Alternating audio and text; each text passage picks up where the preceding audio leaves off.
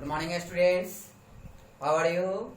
Fine. Thanks, dear children. Welcome to our PES online classes. प्यारे बच्चों अभी हम लोग स्टैंडर्ड 9 का हिंदी क्षितिज चैप्टर 7 मेरे बचपन के दिन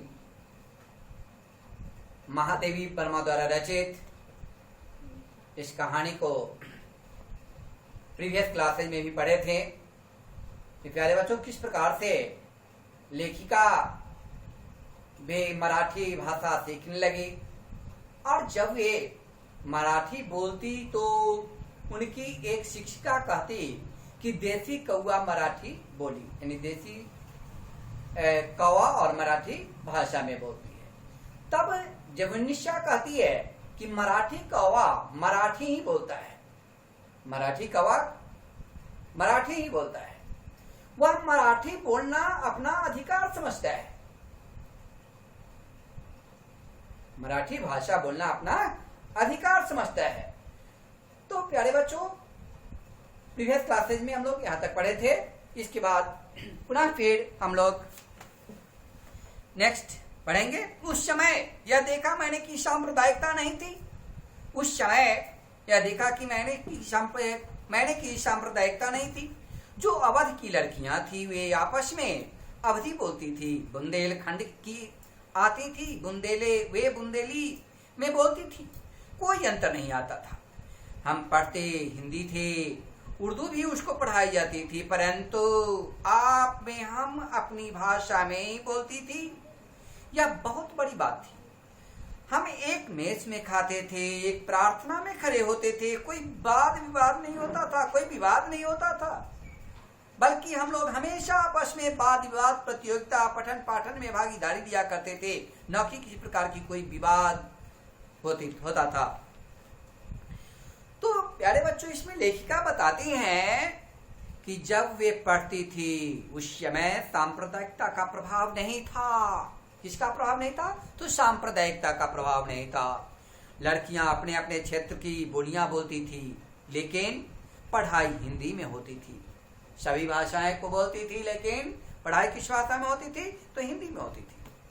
सबसे बड़ी बात यह थी कि सभी एक मेज में खाना खाते थे, एक ही प्रार्थना करते थे और उनमें किसी तरह का विवाद नहीं होता था। विद्यापीठ में लेखिका का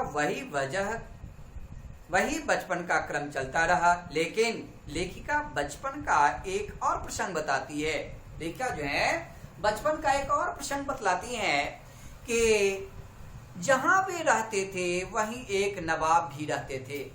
जहां लेखिका रहती थी वहां एक नवाब भी रहते थे। उनकी पत्नी को वे ताई साहिबा कहते थे। लेखिका जो है नवाब साहब की पत्नी को ताई साहिबा कहती थी।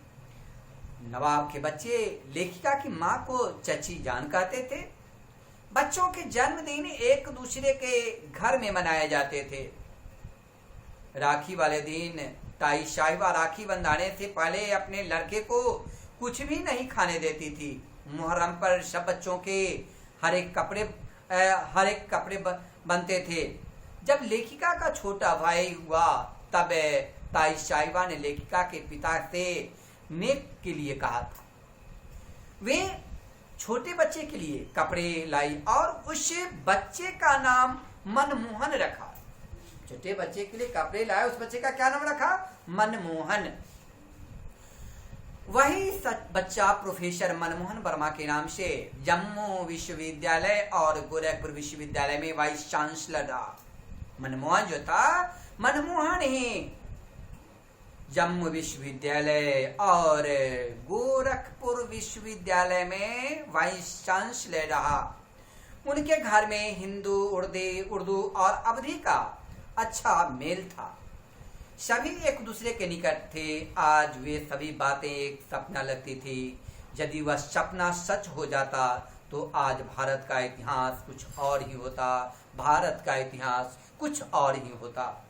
तो प्यारे बच्चों, जो मैंने शब्दार्थ दिया परम धाम, परम धाम यानी स्वर्ग को प्राप्त होना।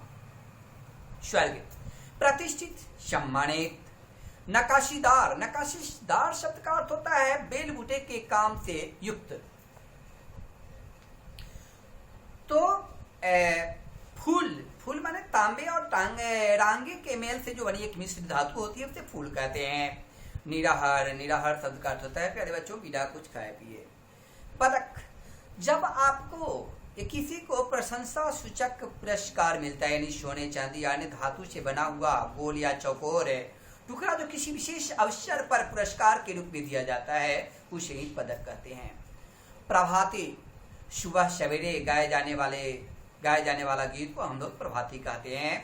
लहरिया, लहरिया शब्द का अर्थ होता है प्यारे बच्चों रंग बिरंगी धारियों वाली विशेष प्रकार की साड़ी जो सामान्यतः तीज, रक्षाबंधन आदि त्योहारों में महिलाएं जो पहनती है उसे कहते हैं लहरिया।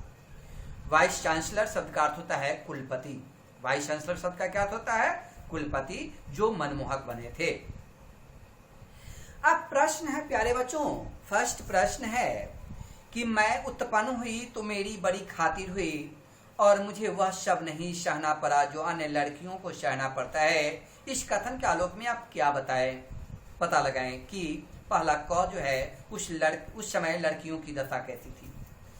तो प्यारे बच्चों हम देख सकते हैं कि जब लेखिका का जन्म हुआ था तब लोगों की यह धारणा थी कि जन्म लेने वाली लड़की और जन्म देने वाली माँ दोनों ही अपशगुनी है, दोनों को ही बुरी नजर से देखा जाता था, उनका अपमान किया जाता था। कुछ लोग तो लड़की के जन्म लेते ही उसे मार डालते हैं, परंतु लेखिका का घर इन संकीर्णताओं से दूर था।